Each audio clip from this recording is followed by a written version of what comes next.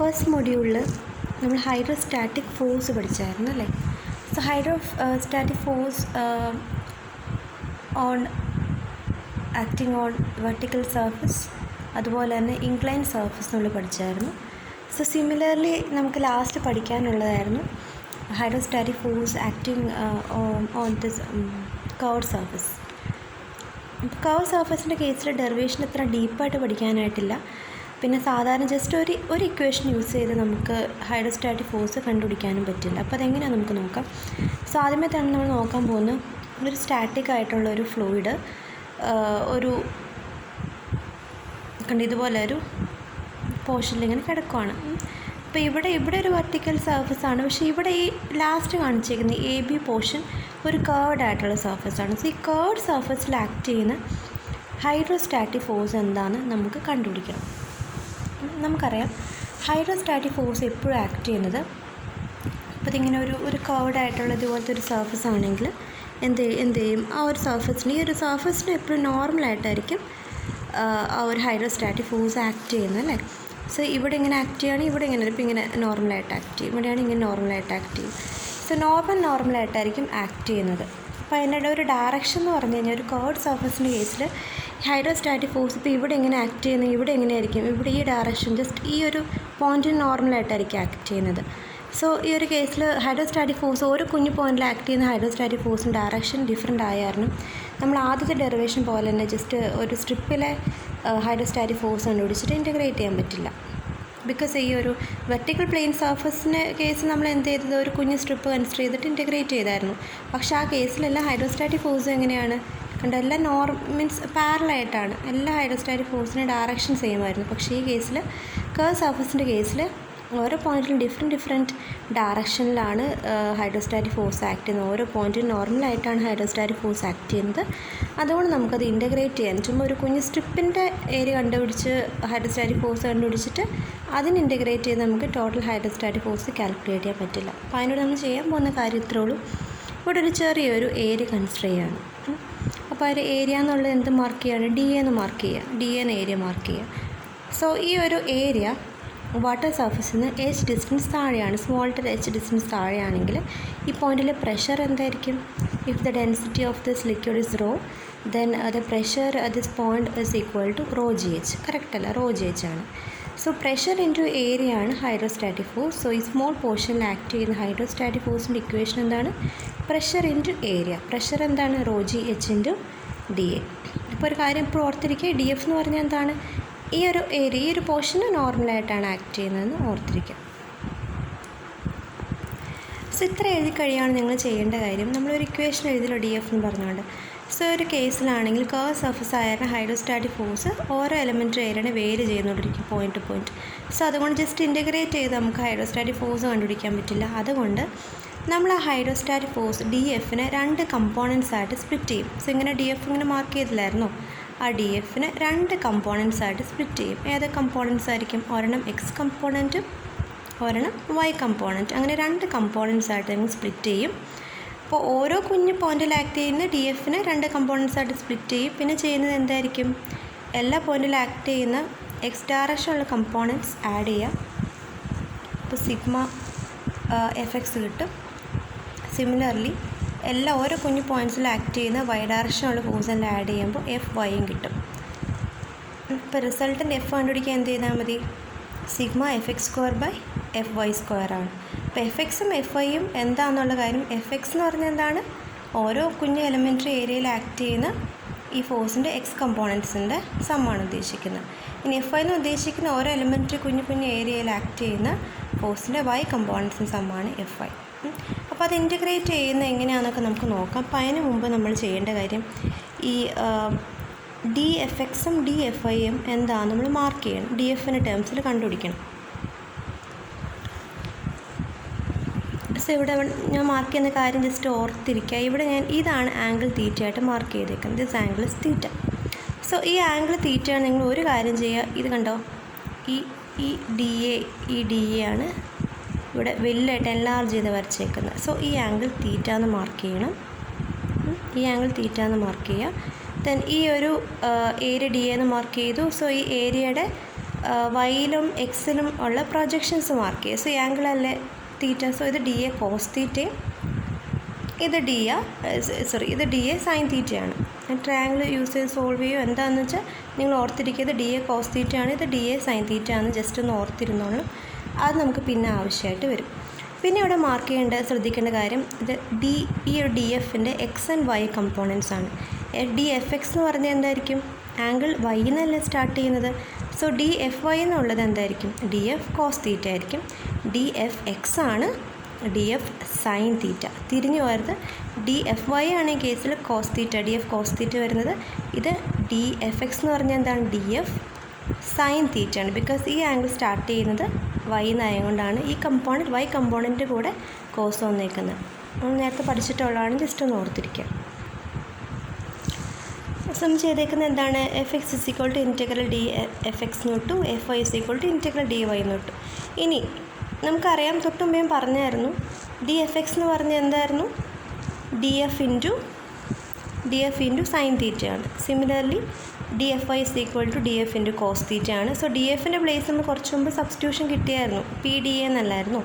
So P D A that is rho G H D A sine theta എന്ന് കൊടുത്തു. ഇവിടെ എന്ത് വരും, rho G H D A cos theta എന്ന് വരും. ജസ്റ്റ് ഒന്ന് സബ്സ്റ്റിറ്റ്യൂട്ട് ചെയ്ത് വെച്ചു. സോ ഇവിടെ വരെയുള്ള ഇക്വേഷൻസ് നിങ്ങൾ സെറ്റ് ചെയ്ത് എഴുതുക. That is D F X is equal to integral വരുമല്ലോ. സോ ഈ റോ ജി കോൺസ്റ്റൻ്റ് ആണ് ടേക്ക് ഔട്ട് സൈഡ്.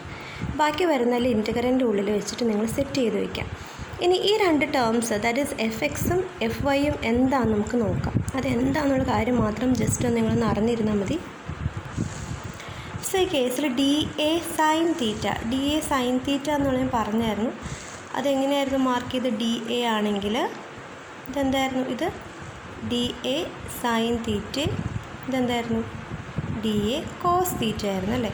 സോ ഈ ഡി എയുടെ, അതായത് ഈ ഒരു എലമെൻ്ററി ഏരിയയുടെ വെർട്ടിക്കൽ പ്രൊജക്ഷനാണ് ഡി എ സൈൻ തീറ്റ.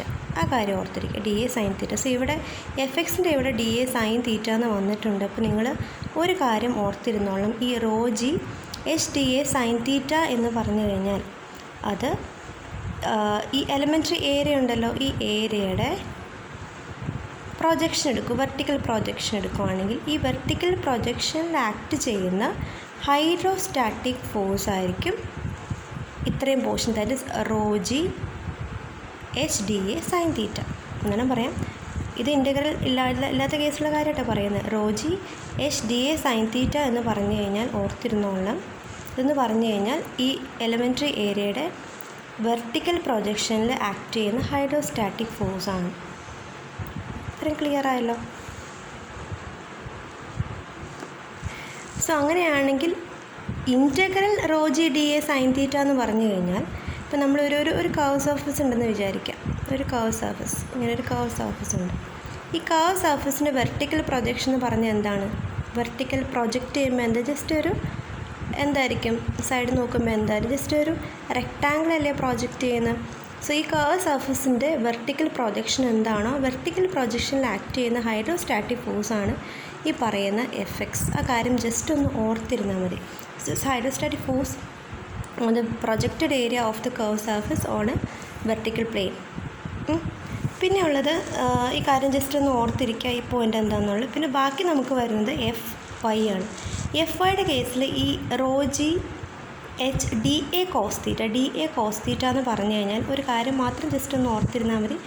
ഇതെന്ന് പറയുകയാണെങ്കിൽ ഈ ഹൈഡ്രോസ്റ്റാറ്റിക് ഫോഴ്സ്, അതായത് ഈ ഒരു എലമെൻ്ററി ഏരിയയുടെ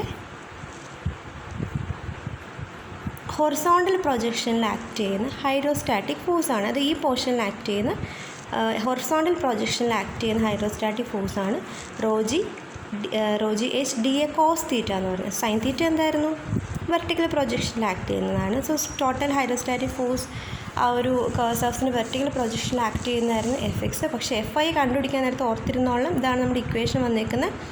സോ ഇൻ്റഗ്രേറ്റ് ചെയ്യാത്ത രീതിയിലുള്ള കാര്യമാണ് പറഞ്ഞിട്ടുള്ളത് കേട്ടോ.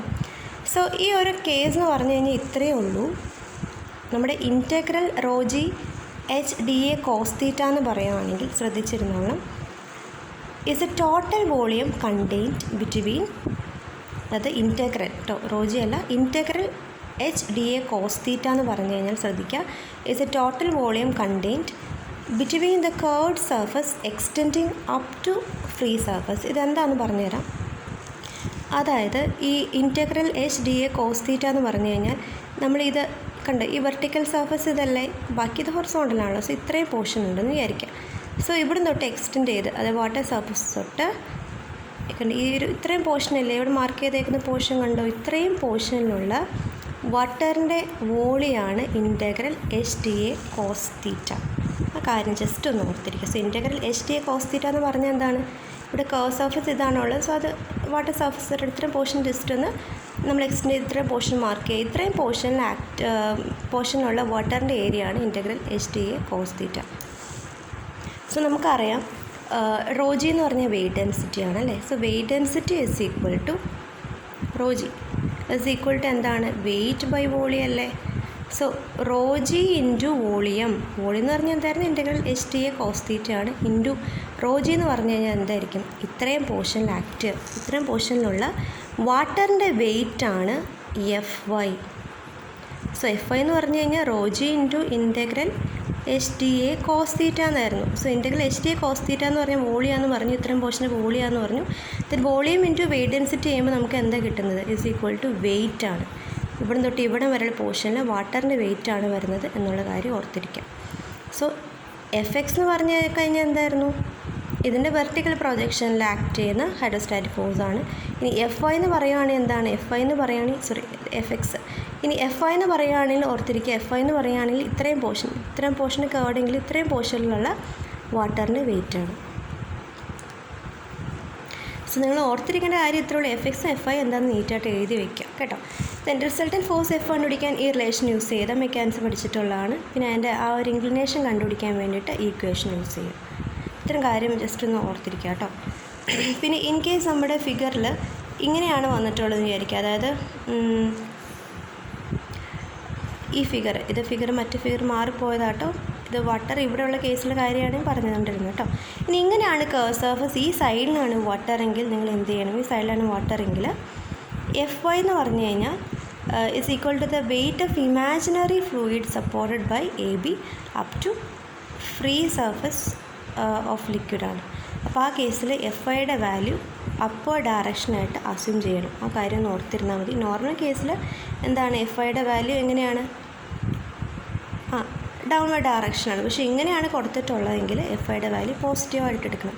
നോർമലി ഇതിൻ്റെ പ്രോബ്ലംസ് അങ്ങനെ ചോദിച്ച് കണ്ടിട്ടില്ല. നിങ്ങൾക്ക് നോക്കുന്നുള്ളവർക്ക് ബെൻസാൻ ടെക്സ്റ്റ് റെഫർ ചെയ്യാം. അപ്പോൾ നിങ്ങൾക്ക് ചെറിയൊരു ഐഡിയ കിട്ടും. എന്തായാലും ഡെറിവേഷൻ ജസ്റ്റ് നോക്കി വയ്ക്കുക. ഡെറിവേഷൻ വലിയ പാടില്ല. എഫ് ഐ എഫ് എക്സും എന്താണെന്നുള്ള കാര്യം ജസ്റ്റ് നോട്ട് ചെയ്യുക. സോ എഫ് ഐ എന്ന് പറഞ്ഞു കഴിഞ്ഞാൽ ആ ഒരു കർവ് സർഫസിൻ്റെ വെർട്ടിക്കൽ പ്രൊജക്ഷനിൽ ആക്ട് ചെയ്യുന്ന ടോട്ടൽ ഹൈഡ്രോസ്റ്റാറ്റിക് ഫോഴ്സ് ആണ്. ഇനി എഫ് ഐ എന്ന് പറയുകയാണെങ്കിൽ കർവ് പോർഷൻ ഒക്കെ അതിന് മുകളിലേക്ക് എത്രമാത്രം വാട്ടർ ഉണ്ട്, ഇത്രയും പോർഷനുള്ള വാട്ടറിൻ്റെ വെയിറ്റ് ആണ് എഫ് ഐ. ഇത്തരം കാര്യങ്ങൾ നോട്ട് ചെയ്യാം കേട്ടോ.